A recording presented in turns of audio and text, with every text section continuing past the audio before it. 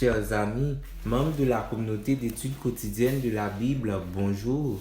Quel plaisir de vous saluer en ce jeudi 9 mai 2024 pour continuer à partager avec vous la méditation quotidienne pour adultes tirée du livre Dieu est ainsi, portrait de la grâce et de l'amour divin écrit par Roberto Herrera. Je tiens à renouveler mes remerciements à votre endroit pour votre fidélité à l'écoute de nos différents contenus, tout en espérant qu'il reste pour vous une source de bénédiction. La méditation d'aujourd'hui a pour titre « Un Dieu qui se suffit à lui-même » et le texte de base se trouve dans Psaume 50, verset 12. « Si j'avais faim, je ne te le dirais pas, car le monde est à moi et tout ce qui le remplit. » Chantal et Alan sont mes enfants.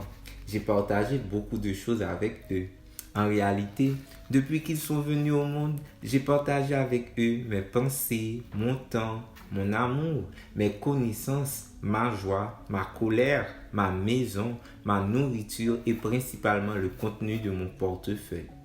Ces jeunes sont mon meilleur investissement, mais eux aussi m'ont donné beaucoup, particulièrement des raisons de vivre, une motivation pour aller au travail, le désir d'être une meilleure personne et surtout de nombreux moments de satisfaction et de bonheur. Je pourrais leur demander n'importe quoi parce que je crois qu'ils ne me le refuseraient pas. Mais il y a une chose qui ne me viendrait pas à l'esprit de leur demander à ce stade de leur vie. Même si j'avais des problèmes financiers, si je mourais de faim ou étais dans le besoin, je n'irais pas vers eux pour qu'ils résolvent ma situation. Pourquoi? Parce qu'au moment où j'écris ces lignes, ils n'en ont pas les moyens. S'ils ont quelque chose, humainement parlant, c'est parce que c'est leur maman et moi qui le leur avons donné. Ce qu'ils ont est donc en réalité à nous. L'idée qu'un jour mes enfants devront me donner quelque chose ne me vient pas à l'esprit. Tout ce que je désire, c'est qu'il y ait un amour profond entre nous.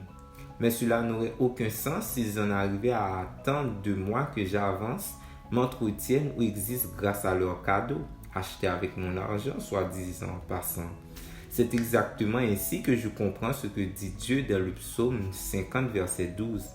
Comme un père qui a tout donné à ses enfants, il nous affirme que la seule relation possible entre lui et nous est une relation fondée sur l'amour.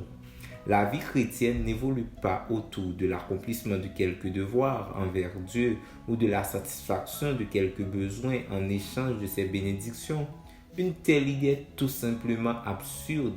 Le christianisme est un pacte en vue d'aimer Dieu pour toujours et de lui rendre service en tant que ses serviteurs, tout en l'aimant comme des enfants qui lui doivent toute leur existence. Quand nous découvrons que la seule chose que nous pouvons lui offrir est notre amour et comprenons que c'est exactement ce qu'il désire, c'est le début de la nouvelle vie en Christ. Merci d'avoir suivi cette méditation.